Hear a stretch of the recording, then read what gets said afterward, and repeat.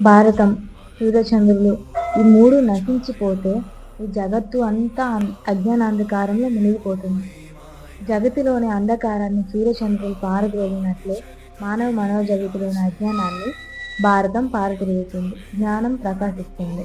అక్క, మహాభారతం అంటే ఏంటి? ఎక్కడి నుంచి మొదలైంది?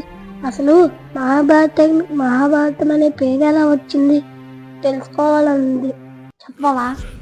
మహాభారతానికి మహాభారతం అనే పేరు ఎలా వచ్చిందంటే, ఇది భారత జాతి యొక్క చరిత్ర కనుక, దీనిలో 1,00,000కు మించిన శ్లోకాలు ఉన్నాయి కనుక అది మహా అని, మరియు భారత అంటే జాతికి సంబంధించినది కనుక భారత అని ఈ రెండు పదాల కలయిక వలన పేరు ఏర్పడింది.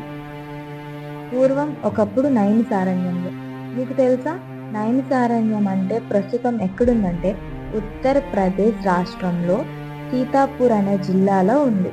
ఇది సుమారు లక్నో నుండి 90 నుండి 100 కిలోమీటర్ల దూరంలో ఉంటుంది. దీన్ని ఇప్పుడు నైమిసర్ అని కూడా పిలుస్తారు. అంతేకాకుండా లలితాదేవి 51 శక్తిపీఠాలలో ఇది ఒక శక్తిపీఠం. అయితే నైమిసారణ్యంలో సౌనకముని 12 ఏళ్ల సత్రయాగం చేస్తుండగా సూత వంశానికి చెందిన రోమహర్షుని కొడుకు ఉగ్రశ్రవుడు అక్కడికి వచ్చారు. అక్కడ అలసిపోయి ఉన్న మునులందరూ చిత్ర విచిత్ర కథలు వినాలని ఆశతో అతని చుట్టూ చేరారు. అయితే ఉగ్రశ్రవుడు వారికి వినయంగా నమస్కరించి వారి మర్యాదలను పొందారు. అక్క, ఉగ్రశ్రవుడు ఎక్కడ ఉండేవారు? ఎక్కడి నుంచి వచ్చి మునులను కలిశారక్క? అది తెలుసుకోవాలంటే కామెంట్ చేసి పార్ట్ 2 కోసం వెయిట్ చేయండి. ఇలాంటి మరింత కంటెంట్ కావాలనుకుంటే మన పేజ్ని ఫాలో చేసి లైక్ చేసుకోండి.